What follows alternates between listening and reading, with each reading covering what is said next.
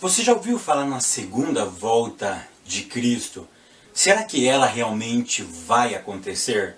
Você sabe a diferença entre as expressões a vinda do Senhor, a manifestação do Senhor, a aparição do Senhor? Você sabe o que significa a palavra arrebatamento? E bodas do Cordeiro? E o tribunal de Cristo? Essas e outras perguntas serão respondidas nesta videoaula, então não percam!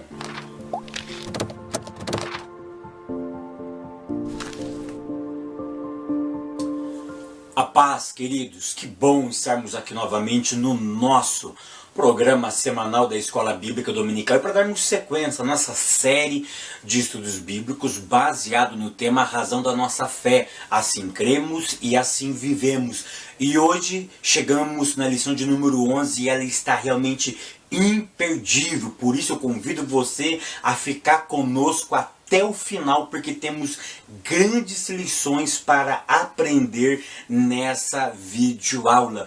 E hoje nós vamos falar sobre a segunda vinda de Cristo. E a leitura bíblica em classe se encontra na primeira epístola de Paulo à igreja de Tessalônica, no capítulo de número 4, do verso 13 ao verso 18, e Evangelho de Lucas, capítulo 21, do verso 25 ao verso 27. Hoje, então, vamos falar sobre a segunda vinda de Cristo, tá? No meu ponto de vista, é uma das doutrinas mais belas de toda a Escritura. Por quê? Porque no meu entendimento, ela se torna mais bela porque ela vaticina, ela mostra, ela desvenda o meu, o teu, o nosso destino final. Ou seja, ela vai mostrar para nós o que vai acontecer além dessa morte, além dessa vida. Ou seja, quando nós passarmos dessa vida para outra, ela nos garante que a vida não termina. Ela nos garante que aqueles que são fiéis a Deus aqui nessa terra têm uma vida preparada pelo próprio Deus a nos esperar. Por isso que todo cristão autêntico deveria se deleitar nesta esperança, que é a segunda vinda do Messias. Estudar essa verdade nos traz a certeza que, preste atenção, que o pecado e a morte não triunfará eternamente. Estudar a segunda vinda de Cristo me dá a certeza de que a morte e o pecado não vai prevalecer, não vai triunfar eternamente. Eles terão fim, ou seja, a sua atuação vai terminar. A escatologia, ela é uma área teológica muito ampla. O que significa a palavra escatologia? A palavra escatologia vem de duas junções grega, escato, tá? É futuro, e logia, estudo, ou seja, estudo das coisas futuras, tá bom? Se você quiser se aprofundar no curso de teologia, se você quiser se aprofundar ainda mais na matéria de escatologia, eu vou deixar um link aqui em cima, você clica nesse link, que é o curso de teologia online, tá? Você clica nesse link, se cadastra, que eu vou te mandar um e-mail com todas as informações, e você pode estudar teologia de qualquer lugar do Brasil e do mundo, tá? Então, escatologia é muito ampla. O que nós vamos nos deter aqui? Apenas na segunda vinda, ainda de forma muito superficial. Por quê? Porque não daria tempo de nenhuma aula apenas nós esmiuçar toda a doutrina da escatologia. Ora que nós já tivemos o trimestre inteiro falando só sobre escatologia e foi pouco, não é verdade? Então não é nessa aula que você vai esgotar, então você tem que ir em pontos diretos, ok? Então é esse o nosso objetivo, ir em pontos diretos. Nessa aula nós temos que entender o seguinte, é isso que você tem que mostrar para os seus alunos, que a segunda vinda de Cristo ainda vai acontecer. E ela vai acontecer em duas etapas. Olha que legal, a segunda vinda, porque ele já veio a primeira. A primeira ele veio e morreu. aos 33 anos de idade, ele morreu. Agora nós estamos aguardando a volta dele, então é a segunda vinda. E essa segunda vinda vai acontecer em duas etapas. O início dessa segunda vinda é com o arrebatamento da igreja. Depois de 7 anos, esse período do arrebatamento, ele volta. Aí dar-se-á o quê? A segunda vinda, a segunda etapa da sua segunda vinda. Então a segunda vinda em duas etapas. A primeira é no início, é no arrebatamento. Vai inaugurar o arrebatamento. E a segunda etapa da segunda vinda é no final, tá, do arrebatamento. Aquilo nós chamamos de grande tribulação, um período de 7 anos. Então ele aparece depois de 7 anos, cronologicamente, aqui dessa terra. Ele volta para desfazer e continuar aquilo que está escrito nas Sagradas Escrituras. Tópico primeiro: os eventos do porvir. Primeiro ponto: fonte de predição. O que é predição? Predição é profecia, é ver o futuro. E aqui, nesse ponto, vai falar quais são as fontes, da onde eu encontro essas profecias, essas predição.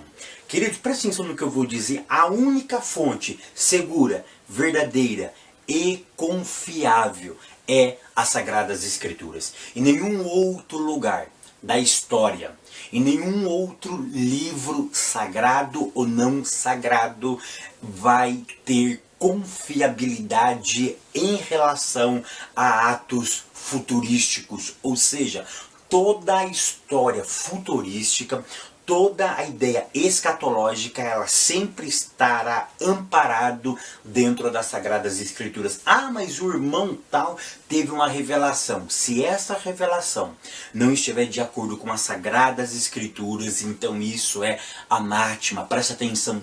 Toda a revelação está nas Sagradas Escrituras. Ah, mas e no livro dos Maias? Os videntes dos Maias. Os Maias teve visões e deixaram escrito nas pedras em alguns lugares, e as pessoas estão interpretando isso e diz que vai acontecer tal coisa em tal ano. Queridos, prestem atenção. Tudo isso é anátema. A única fonte confiável é as Sagradas Escrituras. Ou seja, então qualquer texto que vaticina o futuro é anátema. E qualquer verbalização, quando eu falo de verbalização, são pessoas falando em nome de Deus ou falando em nome de entidades divinas para acertar o futuro. É anátema, tá? Então a Bíblia é a única regra de fé. Sabe o que me deixa mais intrigado? É que eu recebo inúmeros vídeos no WhatsApp sobre pessoas tendo profecias, revelações acerca do futuro. Irmãos, é enchente que vai ter não sei na onde. Queridos, a Bíblia já vaticinou isso. A Bíblia já falou isso. Então, quando um terremoto vai acontecer em tal lugar, a Bíblia já falou sobre essas coisas. Então essas coisas é para trazer ibope para as pessoas, para amedrontar as pessoas. Então você e eu devemos ficar com a palavra. Ponto 2. O destino dos impérios da antiguidade. Nesse ponto, o autor mostra de forma muito sucinta, tá? A veracidade das Escrituras. Porque no ponto 1 ele fala que a única fonte é a Bíblia. Então ele vai mostrar por que a Bíblia está correta acerca de profecias futurísticas. E ele dá alguns exemplos para nós. Ele cita o caso da profecia de Isaías sobre a cidade de Babilônia, ou sobre o Império Babilônico. E nós vamos, se nós estudarmos um pouquinho a história, nós vamos ver isso com muita propriedade. Que a Babilônia nasceu, ela imperou, tá? Ela governou o mundo, e houve uma profecia realmente no livro de Isaías que ela seria aniquilada. Me fala uma coisa, você conhece algum babilônico? Existe um país chamado Babilônia? existe hoje os babilônicos? Não existe, porque a palavra é fiel. Isaías profetizou. Isaías disse que Deus iria aniquilá-los. E realmente Deus riscou Babilônia do mapa. E nós vemos também o caso dos outros impérios, Medo-Persa e os gregos e os romanos. Tá? Eu vou deixar um link aqui em cima de aulas anteriores que eu já comentei sobre isso. Tá? Ou seja, a história disse que esses impérios iriam aparecer e eles iriam cair. E realmente isto aconteceu, como diz as Sagradas Escrituras. E depois o autor vai falar sobre várias profecias acerca do nascimento do Messias. Olha que interessante, no Antigo Testamento anunciaram que Jesus nasceria em Belém. Ele nasceu. Falaram que ele nasceria de uma virgem. Aconteceu. Ou seja, do jeito que profetizaram, aconteceu. Ou seja, as Sagradas Escrituras, ela nunca errou. Não existe uma profecia que tenha se equivocado nas Sagradas Escrituras. Tá? Então, o autor só quis mostrar de forma muito sucinta que a Bíblia nunca errou. Então, ela nunca vai errar. Ponto 3 diz assim: sobre as diásporas judaicas, ou seja, houve profecias, no mínimo duas profecias. É claro que teve muitas profecias, tá? Mas o autor vai citar duas profecias sobre a diáspora judaica. Tá?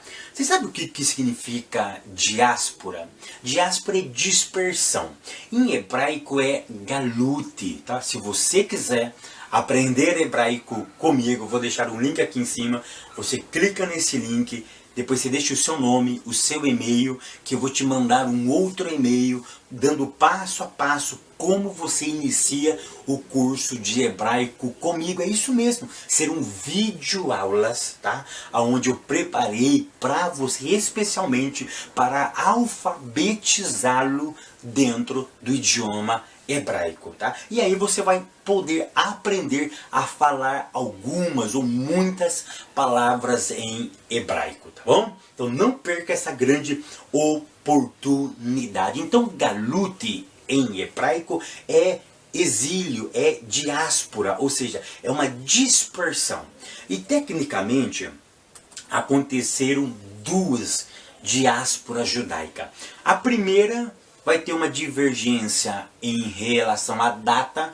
Uns vai dizer que começou no ano 722, quando a Síria invade Israel, o Reino do Norte. Outros vão dizer que foi em 586 antes de Cristo, quando a Babilônia invade o Reino do Sul. Mas deixando essa questão de lado, uma coisa é verídica, ou seja, aconteceu a primeira diáspora entre os anos 722 antes de Cristo a 586 antes de Cristo, quando o povo de Israel sai de Israel e vai para a cidade de Babilônia, especificamente no ano 586. Eles vão, ou seja, eles saem da sua pátria e vai ficar disperso. Eles vão ficar naquela localidade, vão ficar na cidade, no país da Babilônia. Então a primeira galute aconteceu provavelmente no período da Babilônia. E a segunda galute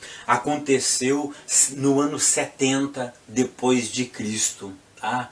Ou seja, depois de 37 anos que Cristo tinha morrido, 37 mais 33 dá 70, então no ano 70 da nossa era já, tá bom? Ou seja, foi a segunda galute judaica. Ou seja, e do ano 70 eles foram expulsos de Israel. Eles foram expulsos da Palestina.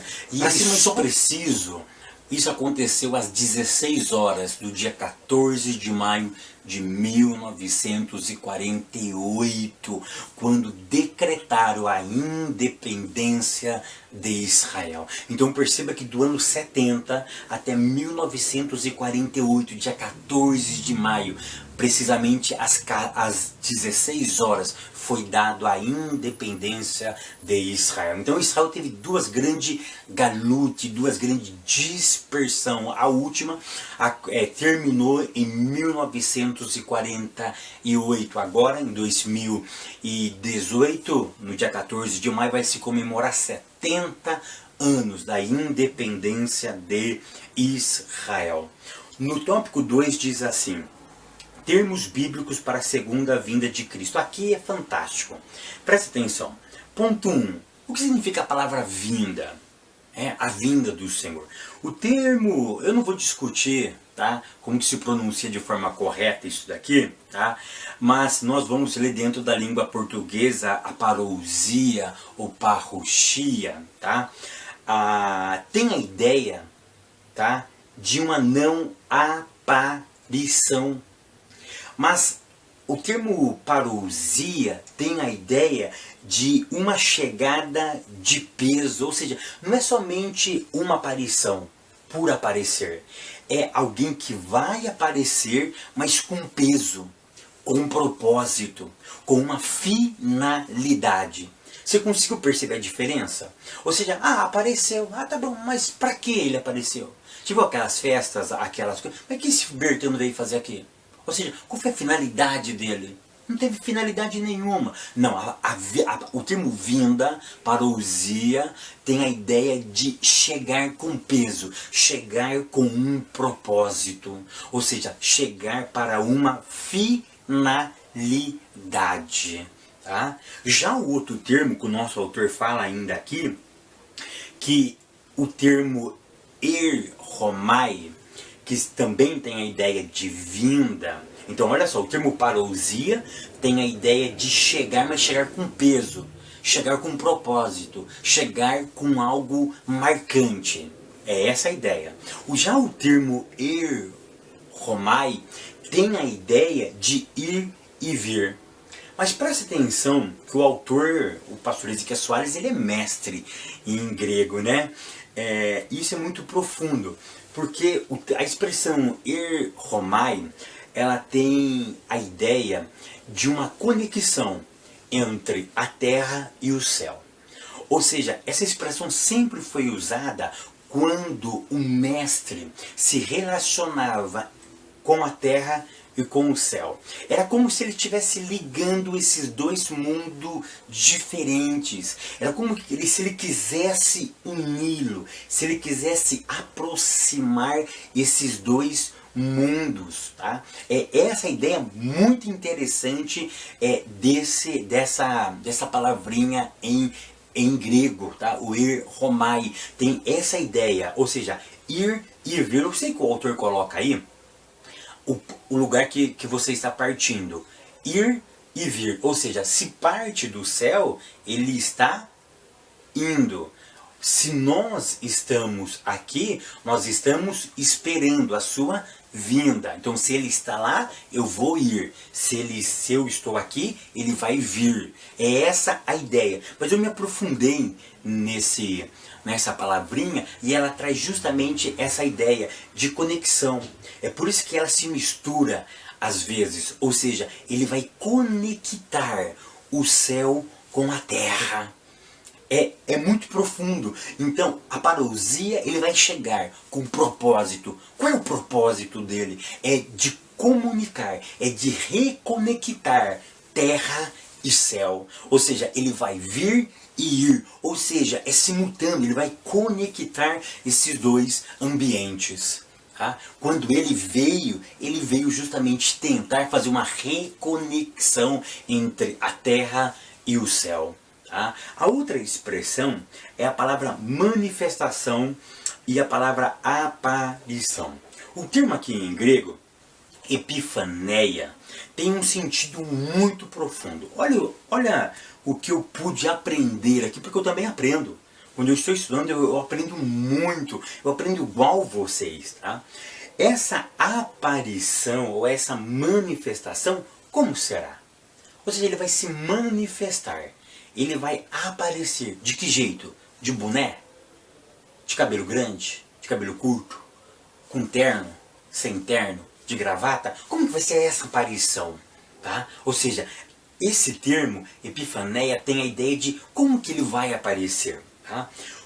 Esse termo deixa claro que a sua manifestação ou a sua aparição terá a característica da sua divindade.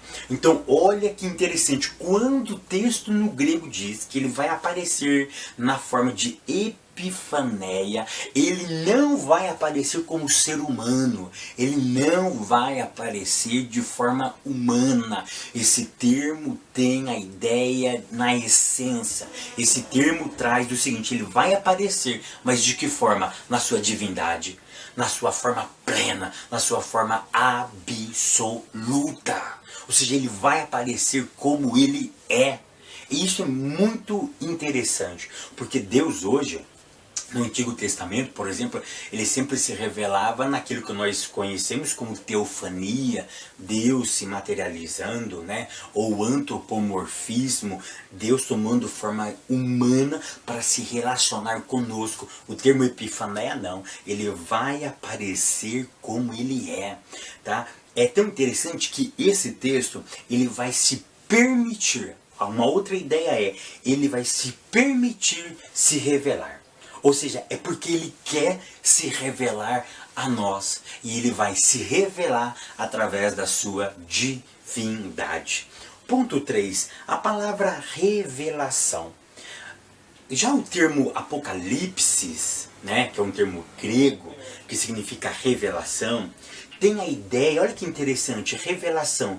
Ele vai desvendar aquilo que está oculto. Ou seja, aquilo que eu não tenho conhecimento, que vocês não têm conhecimento, vai acontecer o quê? O Apocalipse. Ou seja, ele vai desvendar aquilo que está atrás da cortina. É como num teatro.